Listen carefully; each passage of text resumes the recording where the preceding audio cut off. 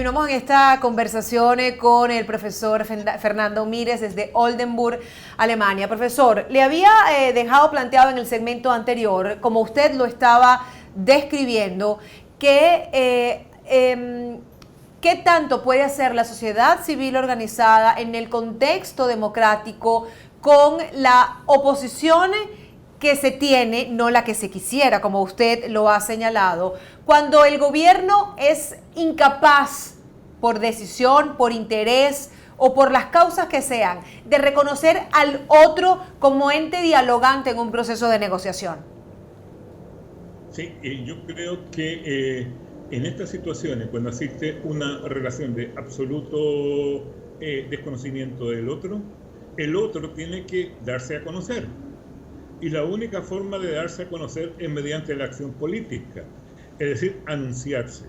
Anunciarse por todos los medios que sea posible. Yo no quiero caer en el fetichismo de la calle, vamos a Miraflores, a tomar Miraflores, etcétera, etcétera. No.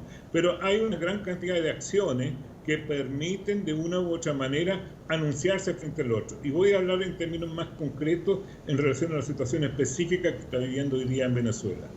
Estamos frente a un gobierno antielectoral. Es decir, esa es otra diferencia fundamental entre Chávez y Maduro. Chávez representaba un gobierno esencialmente electoralista. No solamente electoral, sino que electoralista. No solamente practicaba las elecciones, sino que además abusaba de ellas.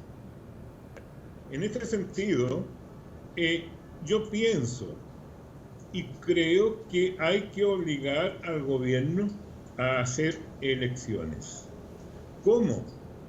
Yo creo que, por una parte, gran parte de los países latinoamericanos o de los gobiernos latinoamericanos no pueden sino apoyar lo más elemental que existe en un proceso democrático, que son las elecciones. En segundo lugar, creo que llamar a elecciones es lo más movilizante en este instante.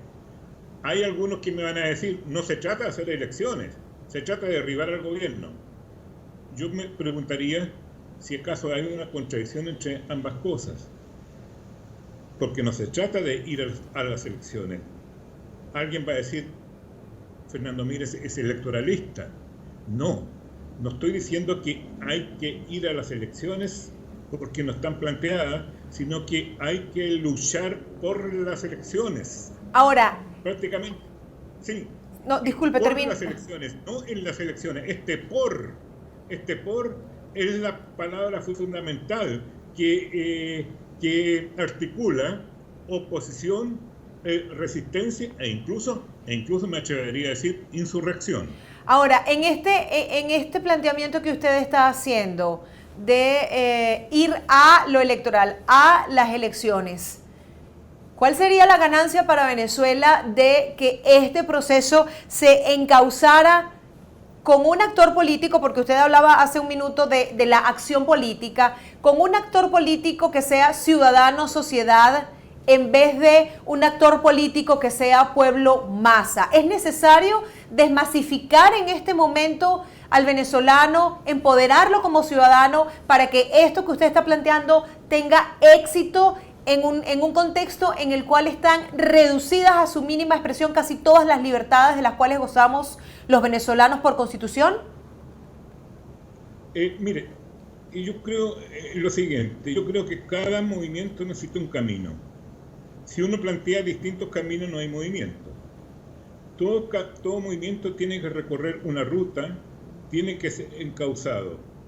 Ahora, si planteamos, digamos, a derribar a Maduro, salgamos todos a la calle a derribar a Maduro, yo creo que en primer lugar no muchos van a ir.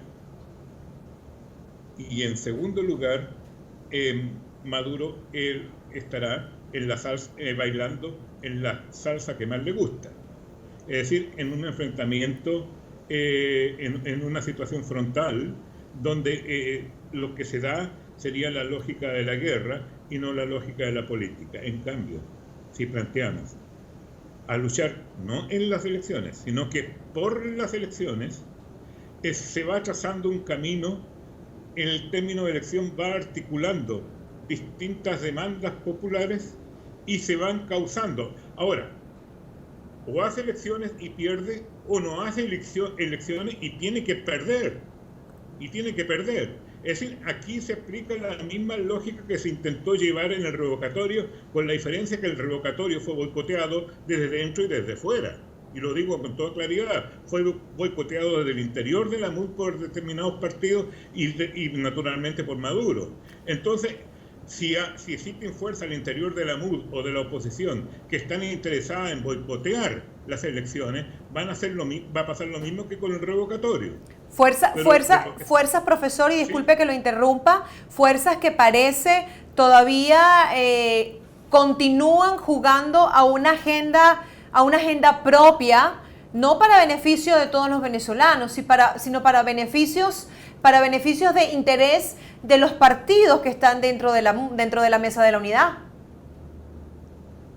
Sí, en cierto modo corresponde a la naturaleza de un partido luchar por sí mismo y después por los demás partidos. No podemos pedirle a Voluntad Popular que luche por un nuevo tiempo. No, evidentemente existen enorme cantidad de diferencias entre los partidos, pero yo creo que tiene que existir un catálogo mínimo, un catálogo básico de elementos que corresponden a todos. Y yo señalaría 3 puntos. En primer lugar, libertad para todos los presos políticos. En primer lugar, libertad para todos los presos políticos.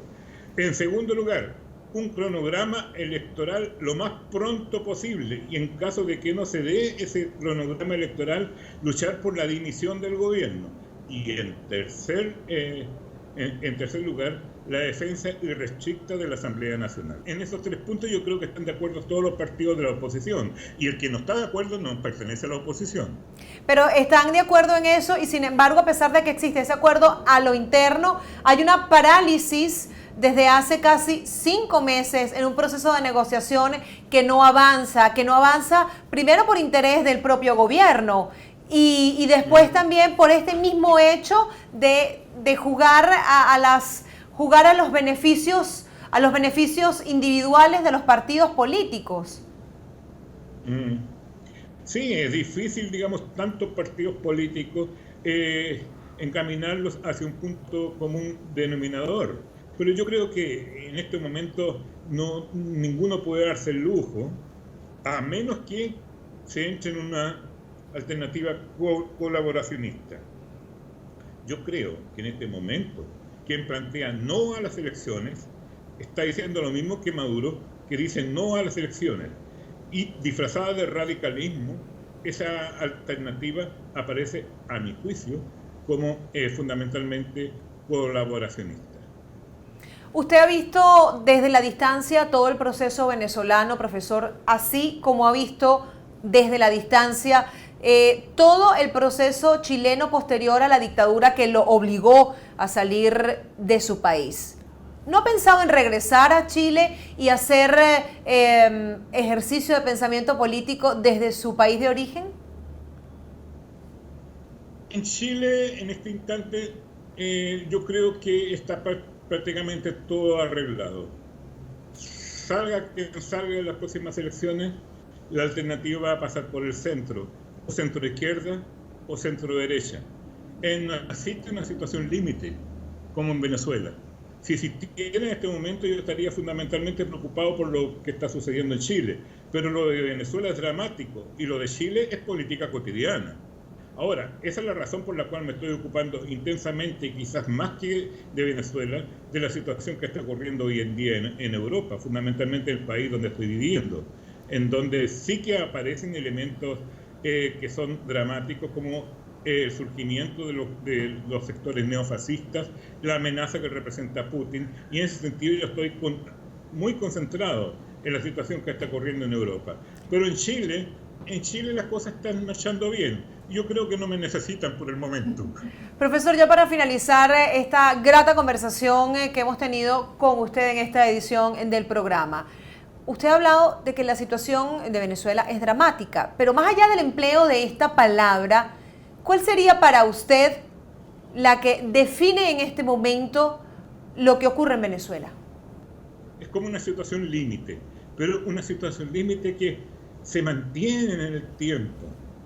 Es decir, me explico en gran medida, digamos, o yo lo denominaría una situación de neurosis colectiva y de sobrepolitización, porque en Venezuela yo creo que no se puede hablar 2 minutos de algo cotidiano sin caer en la conversación o en la discusión política.